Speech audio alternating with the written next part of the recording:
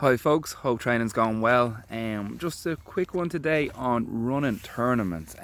Recently we've seen a huge increase in the amount of large tournaments being held in Ireland, which is brilliant. But I think there's been a few less of the kind of smaller, more local domestic tournaments, which would be great to have more of them as well. Just be great to have the best of both worlds, as it were. But yeah, just overall, we've in recent years, a lot of people that have started training more recently probably won't even appreciate how good the competition scene is in Ireland at the moment.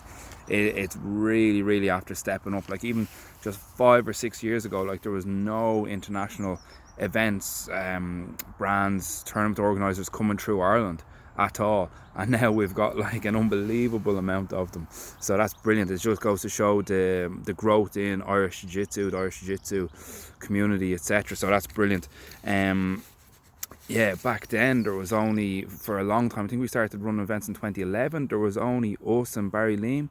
I think it was one or two of the years, more or less. We were running large events, trying to get international people in, which was brilliant. But there was always it was always a huge step really between those sort of events and going to something like the Europeans. So now that we have more events of an international nature in Ireland, and which attract international competitors also, that will really help us bridge that gap. So I think the benefits of those events will really be seen in terms of results on an international scale by Irish-based competitors over the next few years, which is going to be great to see. There's a good few events on now. The longest running concurrent one is NAGA. NAGA's been running 4 years, I believe it is. This September they're back, and that'll be 4 years. Pat lobbied them to get them in, and has been working at their events in England. England is the UK, France, Germany, just all around Europe basically. Just being on the good side of them and getting them in, and they, like I said, they're one of the biggest international event holders by terms of competitors. So they have a huge amount of competitors. They have an event on nearly every weekend, especially in America, and to get them in was great. The first time they came, I think it was just over 1/3 of the competitors that they had were international competitors here in Dublin, which is brilliant. You never would have seen that. We never would have seen that before. Coming out of nowhere really was Grappling Industries. They've got a really good tournament format, and their events have been really well received, and a great chance to get experience in. I think they're holding maybe 2, possibly 3 events here this year. We've got NAGA with 1. The IBJJF, we lobbied them, we flew in their officials and stuff, and hopefully all that helped get them here. I think they're holding 3 events this year, which is brilliant for the country. Maybe not so ideal the way it worked out for us individually, but for the country it's brilliant. ADCC have been here a couple of times with their regional comps. The guys in Husari and Ace, I think, were helping out with that, getting them here. And what's the other one? The Abu Dhabi in the kimono. Broke my bollocks getting them here in 2015. That was good in the percentage of international competitors. It was kind of 50-50, 50% Irish, 50% international competitors, which was great. And that was, interesting enough, that was a non-profit event as well. All proceeds from that were to go back to the athletes. It was smaller than we'd hoped, so they weren't back then, but they will most likely be back in the near future, over the next 6 months, maybe more. So it's unbelievable the amount of international tournaments here at the moment. It's crazy. Like I was saying, back in 2011, 2012, there wasn't many events on at all. And a lot of then we saw a pickup in a lot more of the local organisers, domestic based organisers. And then with that amount of huge international comps, of course, the amount of domestic competitions, organisers has kind of dipped. So it'd be great to see more, and I'll say why in a mo. We've been trying to push that area ourselves with the grassroots event. Just small enough events, aiming for between 100, 200 competitors, in that range, and just giving people a building block between just training in the academy and getting to go to one of those bigger events. So that's been the goal. The strength of having those big tournament organisers has already been mentioned, but some interesting facts on them, not one of those is based or coming out of Ireland, obviously, but not even out of Europe. You know, all the Abu Dhabi organised events are Abu Dhabi based. The IBGF, Brazilian, the grappling industries is either America or Canada, and NAGA is America. Um, None of them at this point in time, Abu Dhabi previously did, but none of them in their current format, in their current structure, have any prizes. Any and all proceeds made by those events goes to wherever they're from, and none of it remains in the country. So that's not to take from it. It's great benefits to having them here. It really builds up the Irish scene, will help us bridge the gap competitively between us and some of the countries that are larger or have had jiu-jitsu in their country for longer. So they're really great to have. Just in addition to them, it would be brilliant to have a couple more smaller domestic events, you know, with a goal of benefiting the domestic scene. When events are run domestically, you know, it can be very simple, you know, sometimes even just to help local gyms stay open. We all think like you start the gym and then all of a sudden you're doing really well and you see money coming in, but people don't see the money going out, and you think it's going to be, you think running a business is going to be easy and successful, and quite often, more often than not, I'd say it isn't. So having a tournament, a small tournament, can really help keep your gym afloat. You know, can help keep a gym afloat and keep a gym in existence. That would just be one off the top that people probably don't think of. Other ones I've seen, you know, for gym upgrades, maybe major things, I've seen people running some tournaments, you know, to help with gym mats, getting new tatamis, getting new tarps, simple stuff like that, that just helps invest in the infrastructure of the clubs in Irish Jiu-Jitsu. My friend Joey previously ran once to get funds for his competitors. He used to do an SPG Concord, and they get funds towards the team going to the Europeans and help out in that way. Of the domestic organisers at the moment, ourselves, we try to give a decent amount of prizes, whether it be cash prizes for absolutes or equipment prizes and stuff like that, to help people with their jiu-jitsu training, just small things like that. But and I know Barry Leam does as well. They are at their main event, they give some prizes towards international tournaments, so that's great to see. But if it wasn't for those two, there'd be literally nothing in terms of finances or equipment for the athletes or for the gyms or anything like that going back into the scene. So I think the more that the better, you know, the more that the better really. Also there was there's some events, you know, it could be even open mats, not necessarily tournaments, held towards raising money for charity as well. So that's another way that a domestic events or domestic based events can help domestically, you know.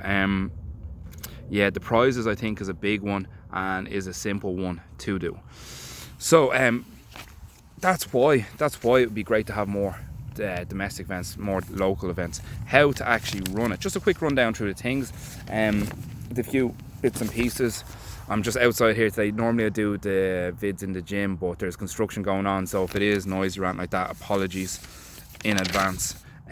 How start off depends what the market is like, what event type you'd like. You know, obviously the most basic is gi or no gi. What time of year, when is there a gap in the market for one? It'd be ideal if you didn't put one on the same day as I'm running an event, but I know people might just do that anyway, so that's not ideal, but what can you do? Rule set, you know, there's more and more rule set coming out. There's points, obviously, there's the no point submission only will be another one. There's going to be more and more in future, I believe, division between the types of points available, such as the IBGF would be the main one at the moment. You have ACB, which is doing slightly different. I think the NAGA in terms of the no-gi is slightly different. Grappling industry is slightly different. I think there's just going to be more and more variety in the rule sets available which is great, just more for everyone. And I also think it will help build a more well-rounded athlete as well, from the ground up. So that's great too. So yeah, picking when you want to run the event, where is the gap in the market? Venue, the better the venue, the better. I'd line it up well in advance. Like, we got on for the National Indoor Arena, we got on to them, I think it was 14 months before our event. We were at them then, and we still didn't even almost get what we wanted. Well, actually we didn't get the exact weekend we wanted, but we got close enough. So thankfully that was the case. But yeah, if you want a good venue, line it up early doors, put down a deposit as well, or pay a good chunk of it up front. Well, that's where some of the money comes in. A lot of the costs here people just would not think of. Floor plan. If you're getting somewhere, just make sure that you can fit your tournament in there. You'd walk into a venue, and it might be a sunny day, whatever. You might look in and go, oh yeah, this is perfect. Get the plans of the place, write up how many mats you plan on running, draw it down on a piece of paper, the dimensions thereof. Once you have the mats down on your plans, make sure that you include a safety area off the mats. You can't have mats and then people, or mats and then floor. You have to have a bit of a splash zone, as it were. Then you have to have, you don't have to have, but generally speaking, you'll have barriers around that, and then you have what's left for people to stand on. So just make sure that you include that. Include your area for your paramedics, include your area for your tables, your extension leads, your seated area as well, if there is tiered seating there, and you view the hall and the tiered seating is put away, and then obviously when that tiered seating comes out, the hall's going to be smaller. So keep that in mind. Also, once you have your plan done, you have an idea of what you like. For example, we can fit in 4 matted areas. So 4 matted areas, you might be 300 competitors, 400 competitors at a push if there's a good space outside the hall. But then if your comp takes off and you're going past that, you have to keep an eye on your registrations. If you get 500-600 people registered, and you've got 3 or 4 matted areas in a one-day event, it's going to most likely be a health and safety hazard for the amount of people in the place, first off, and secondly, you're probably not going to run the event on time. So just plan it well out in advance. More space the better. More space costs more though, is the other side of it. Make sure that you know where your fire escapes are, and just try to dissipate the numbers throughout the place properly so that there's no bottlenecks. A simple one would be putting a shop or a podium immediately inside the main door. Then when people come in, they can't get in and out of the hall properly, and then there's going to be crowds of people at the podium or at the shop or whatever the attraction is, and you're just going to have a bottleneck and a mess there. So just try to plan things out properly, keep everything flowing. Fire exits and paramedics is an important one, where they're going to be. And also, space for, if you are planning on having shops, stalls, podiums, etc., keep an eye on that, because again, you only have so many space in the hall, and if you use up all the space with the mats and all the stuff outside of it, there's no place for people to stand. People are going to be falling over each other. You don't want people tripping and getting messy. So if you're starting off with a small local event, run it in the gym. If you have the facilities there, it's the handiest. You don't have to move mats, etc. So it can be the handiest. Then thereafter, a local hall, like a local community centre, a local sports hall is great. Going large from there, then where we went next was Blanchardstown IT, which had tiered seating, and was able for 6 matted areas and tiered. And then we went from there up to the National Arena. National Arena could probably fit 20 areas in it if you wanted, and there's a huge capacity for seating. So we're really fortunate to have that here in Blanchardstown, and the amount of events now on in Blanchardstown is phenomenal. Even before venue is probably your organisation team. So if you are the organiser, chances are you're probably going to have to be the entire organisation team yourself. Unfortunately, that's just the way it goes. Be ready to work your socks off and most likely make no money at the start. And even after that, you might not make any funds. So really having a better motive than money, I believe, is important for doing a decent job and being there in the long run. If you're just looking at the money, so many events and ventures we've done have never made money. You lost money on them. So if we're only in it for the money, it'd be like, why would you keep doing it? So just be ready to put in a lot of work for possibly zero reward. It's not extremely difficult to do, mentally. It's not like algebra or something. It's there is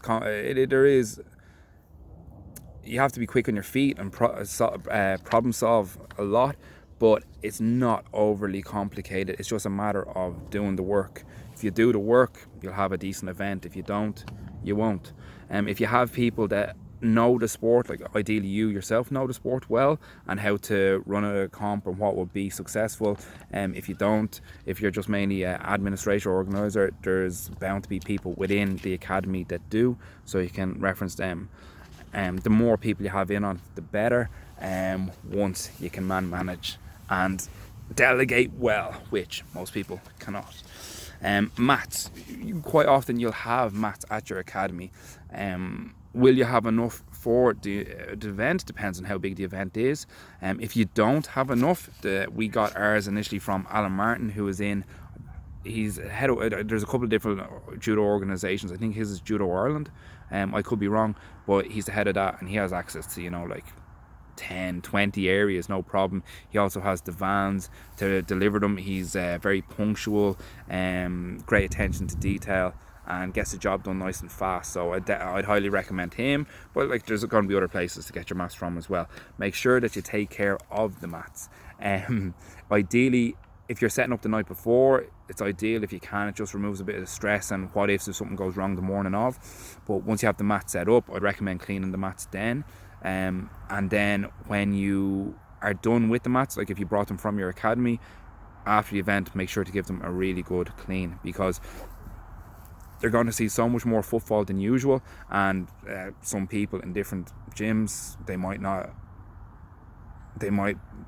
think it's normal to roll with ringworm, for example. And I know that sounds a bit bizarre, but we have found that to be the case a couple of times. So just be careful with that one. Another one is, if you haven't cordoned off the area with your barriers, etc., sometimes people will walk on the mats. I know that's a no-brainer as well, but sometimes parents or people that haven't been in the gym before, and unfortunately sometimes people that have, they will walk on the mats. Someone wearing something like a stiletto heel on a shoe, that can go straight through the mats. And if someone walks across 3 mats and you have to replace them, the norm is about 140 a mat, I believe. So that's 500 quid right there. 420 no, yeah, 420 euros, sorry. I should be a lot better on my maths than that. But so just take care of the mats. Always reminding people to not be barefoot off the mats. They have flip-flops, shoes, whatever. Just if you're going around, you're going to the bathroom, just don't go in there barefoot and back onto the mats. Unfortunately, a lot of people, unless they're reminded and it's enforced on the day, they just will do that. So I know this is all simple stuff, but you use your mats from your gym, you don't enforce stuff like that. A couple of weeks after the comp, you have an outbreak of ringworm. You lose how many children from your kids' class you're going to lose when their mom sees them showing up with ringworm on the side of their face. So very quickly stuff like this can add up to it costing you more in overall having ran that comp than not running it. But don't be put off. Do run the comps. Medals.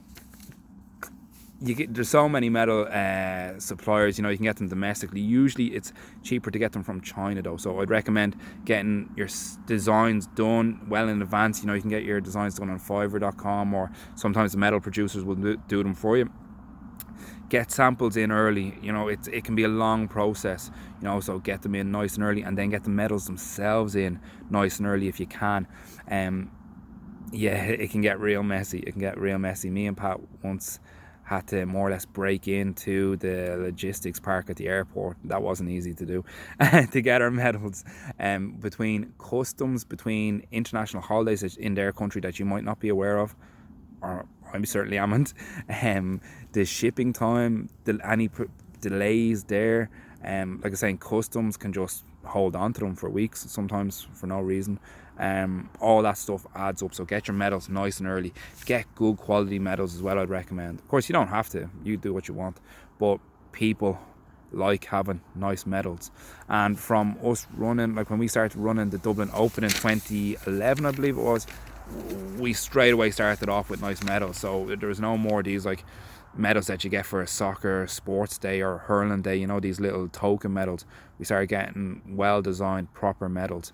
So that's just become the norm, and if you don't keep up with standards, people will choose different service providers over you. The medals, yeah, get them in nice and early. If you're thinking of running more than one event, sometimes it can be good to get, you might save on shipping and stuff by ordering, like if you're running a comp, you might want 40 gold, 40 silver, 80 bronze, for example, just approx. So if you get double that, you can maybe save on shipping, so you can get some savings there. And you can, if you end up needing more medals, maybe you needed 45, 50 gold medals, that can cause some conflict on the day if you don't have the medals. So having extra stock of medals is great. The only thing is they don't have the flavour of it being so special then, because if someone does 2 events with you, they get 2 of the exact same medals. Sometimes people aren't so happy with that, but if it was me, I wouldn't care less, but depends on the person. So we got our medals. What else? Registrations. Yeah, you need people to register for your comp. I'd recommend Smooth Comp. It's handy dandy compared to, if anyone has any experience using the Strongman system, which was one of the main ones before that. Oh my god, there's no comparison between that and Smooth Comp. Smooth Comp is, as I said, it's a smooth way of running a comp.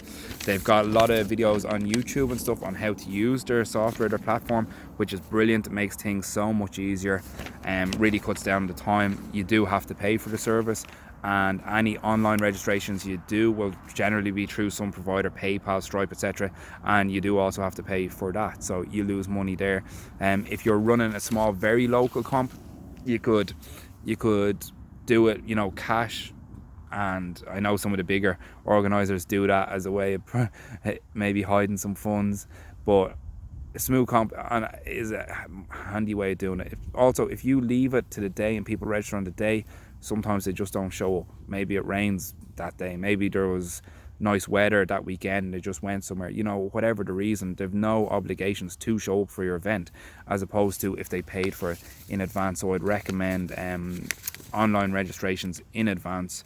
When people see other people are doing the comp, they tend to do it more themselves.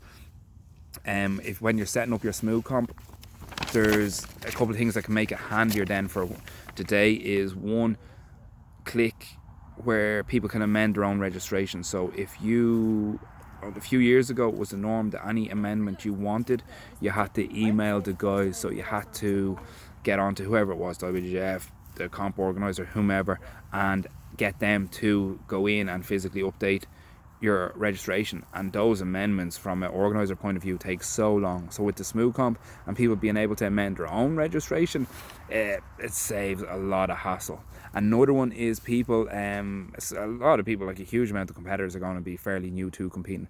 They get somewhat nervous or anxious, so as soon as your comp closes the registration, the sooner you get out the brackets, and if you do it on Smooth Comp, the schedule is automatically more or less done with the bracketing, which is brilliant.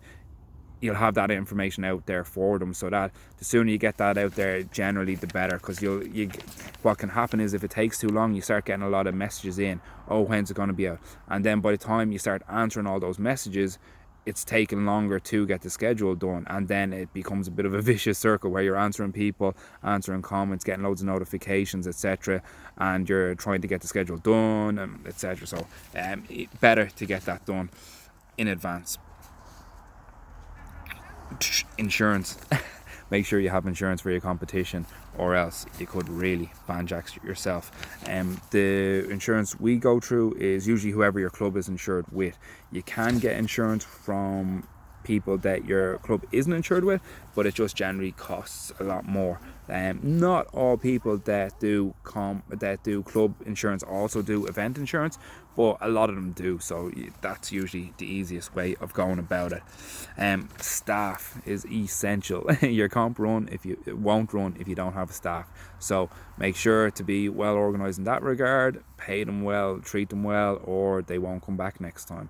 I think that's something people don't realise is, you just run an event, and with the amount of events on now, there's a big demand for staff because there's not that many referees. There's not that many referees in the country, and if they're not paid reasonably well, they don't need to go and work at the comp.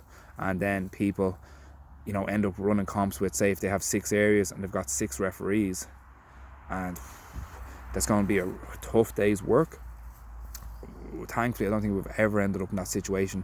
Often there's referee pullouts and stuff. You end up in a situation you didn't envision, but if possible, have adequate staff, or else it'll just be much more difficult to run. The staff that you do have will end up working harder. They get more cheesed off, and they'll be less likely to want to work at the next event, so cause a bit of a snowball effect. So just be careful on that one. I'd say, like I was saying, 1.5 is a good one to work off. Like if you had 6 mats, a good minimum is to have 9 referees. If you have then 9 referees, 9 runners, 9 table staff, etc. If you have less than that, it's going to be difficult. If you can manage to have a few more than that, it's going to make it easier. I think they're the main areas overall on running the comp. I think hopefully it will help people. Again, it's just do a good quality job, be genuine about it, do the best you can, and once you get stuck in and do the best you can, you will run a reasonably good event. And the people who are going to the event, they can feel that, they'll know that you're doing the best you can, and they'll support same. If you're being, if it's a small community, and if you're not doing your genuine best, it gets found out in time. So anyone that wants to last and wants to run an event long term, which is where you'll start to really progress, is when you're doing, same with anything, once you're doing it for a while, you get better at it, you get more efficient, you'll know how to do it better, the events will run better. But if you don't do the best you can at the start, which you won't last, people won't show up and you won't last, unfortunately. So that's just how it is. Hopefully it helped. Like, competition scene in Ireland is great at the moment, like I said at the start, with those big players in the market. It's probably going to be like that for quite some time. We're going to see a lot of benefits from it, and the more and more domestic ones that we can see dotted in around that schedule of the bigger events also, I think it will really add more benefit to an already quite healthy competition scene that we have. So the more of that, the better. All the best, guys. Oosa.